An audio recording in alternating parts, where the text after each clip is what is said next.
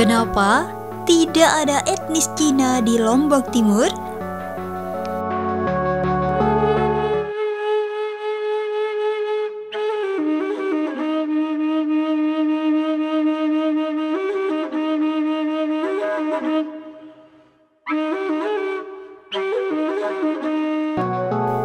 Ada satu pemandangan yang tidak biasa jika sahabat Infonusa berkunjung ke pusat perdagangan di Lombok Timur.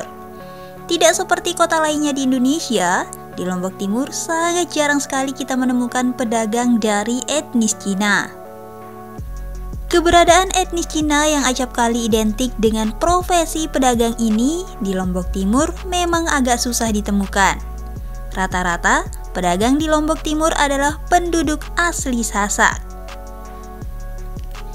Padahal jika merujuk pada sejarah masa lampau, keberadaan etnis Cina di Lombok Timur sangatlah banyak. Bahkan mungkin yang terbanyak setelah Ampenan. Jika memang demikian adanya, kira-kira faktor apa yang menyebabkan jarangnya etnis Cina ini menghilang di Lombok Timur?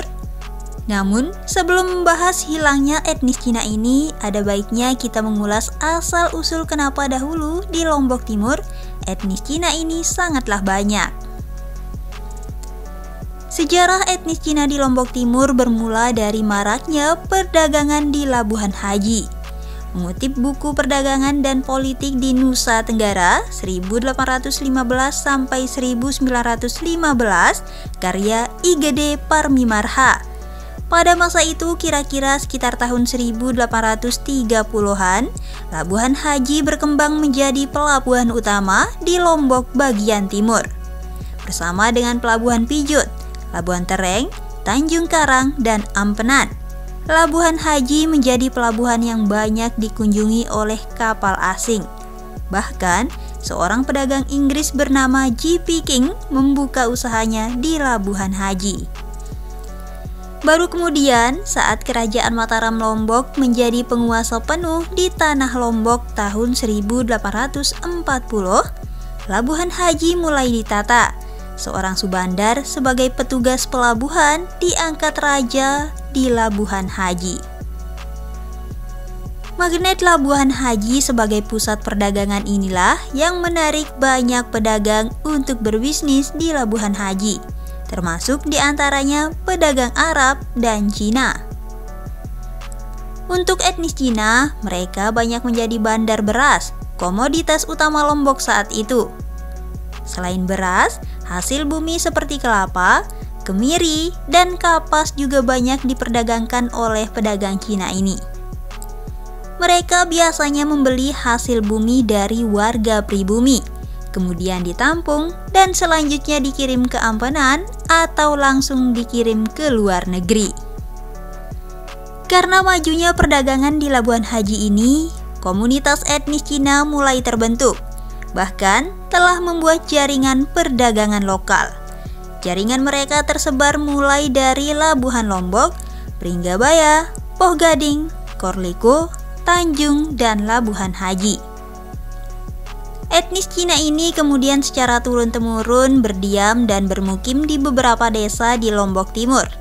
Itu berlangsung sampai dengan tahun 1960-an.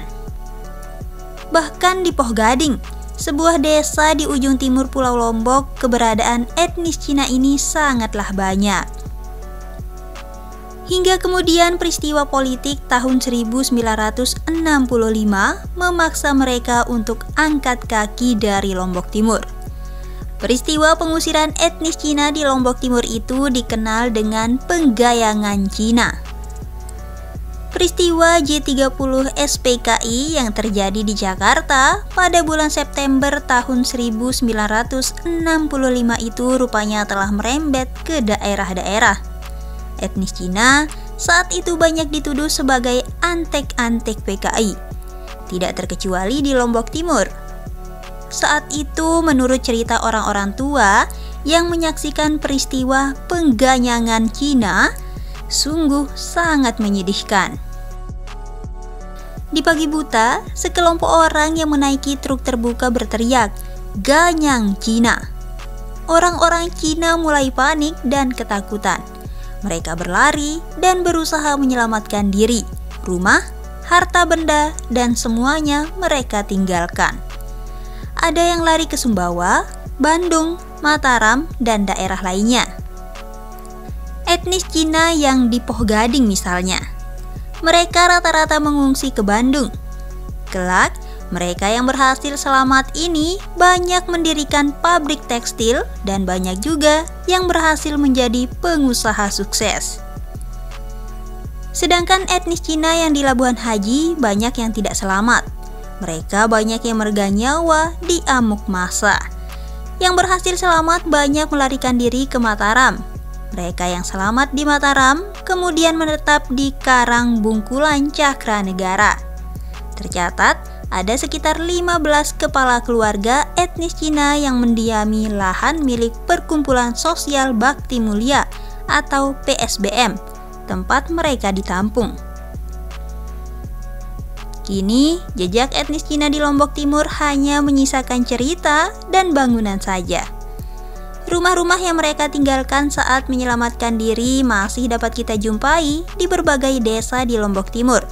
Dan yang paling nyata adalah adanya kuburan etnis Cina di desa Peneda Gandor, 500 meter dari Labuhan Haji.